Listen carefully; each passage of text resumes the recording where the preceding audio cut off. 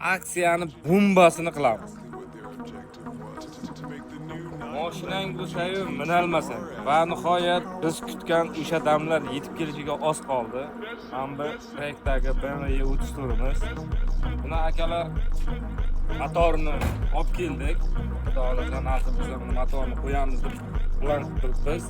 Motorni qo'yish uchun aksiyani bombasini qilamiz. Mana akalar tonirovkani zo'rladi. Xudolar hammasi 2 yil garantiyali tonirovkalar. Akalar mana shu tonirovka, bron, salon, laminat, tom qismini qoraytirish, alikantoralar hammasini skidga qilib tashlaganman. Bir oy mobaynida.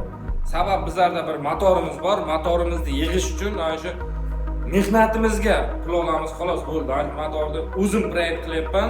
O'sha birovni yordamsiz shuni kecha-yu kunduz mehnat qilib yig'ishim kerak shu motorni. Mana akalar BMW E30 ga qo'yilayotgan motor N6 shitga 8 atmosferli motor bu.